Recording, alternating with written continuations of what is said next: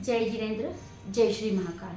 हमने आगे की वीडियो में जो तथ्य में मुहूर्त नहीं होते हैं वो आगे की वीडियो में दी है।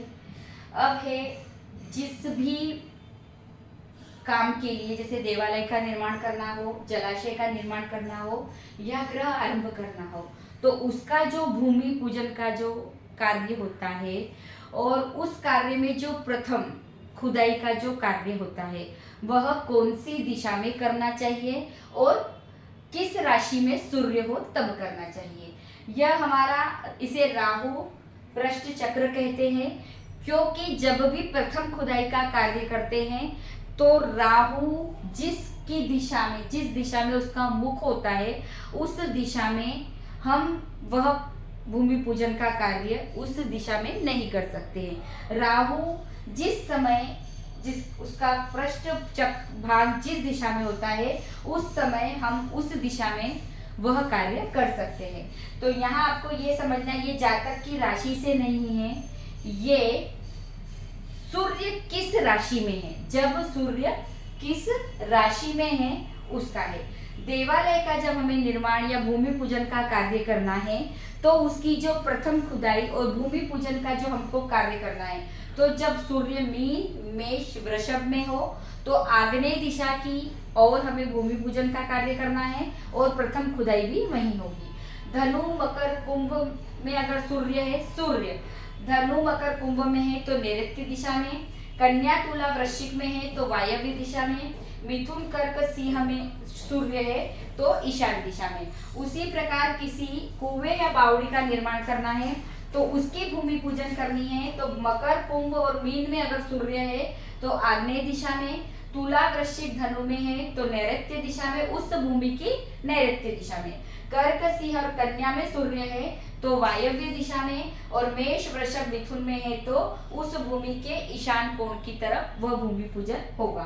ग्रह आरंभ में सिंह, कन्या, तुला में अगर सूर्य है तो आग्नेय दिशा की तरफ भूमि पूजन और प्रथम खुदाई का कार्य होगा। वृषभ, मिथुन, कर्क में होगा तो नैऋत्य दिशा में, कुंभ, मीन और मेष तो वायव्य दिशा में, और वृश्चिक, धनु, मकर में होगा तो ईशान कोण की तरफ भूमि पूजन। क्योंकि इस राशियों में जब सूर्य होता है तब राहु का पीठ इन दिशाओं में होती है, तो राहु की पीठ इन दिशाओं में होने के कारण इन दिशाओं में खुदाई की जा सकती है।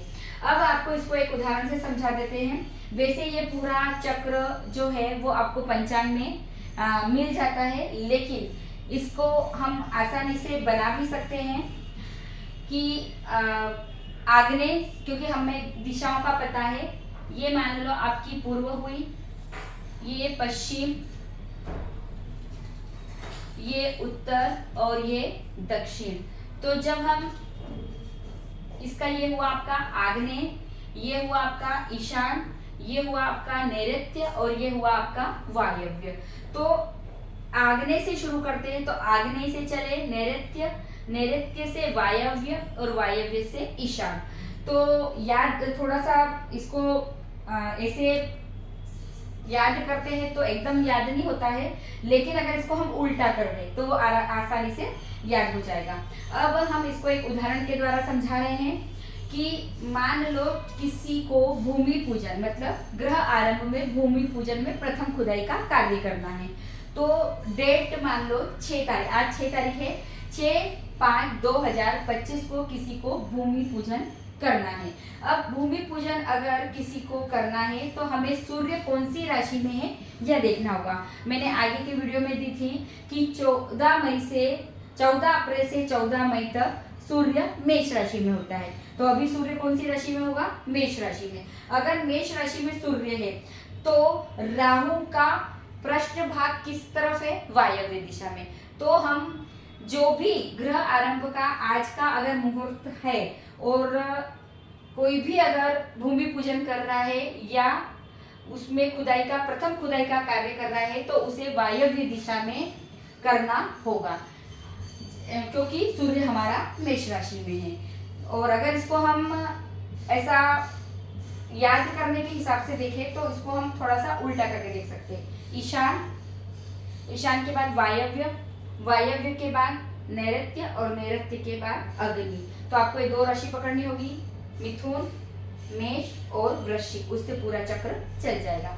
या फिर आग्नेय, नैऋत्य, वायव्य, ईशान से याद करोगे तो ये ऐसे भी, क्योंकि ये आपकी पढ़ाने वाली वीडियो है, आपको एक समझाने वाली वीडियो है, ताकि आप इसको कैसे देखते हैं और कैसे इसको बना सकते हैं वो इसमें बताया गया है। जय जिनेन्द्र, जय श्री महाकाल।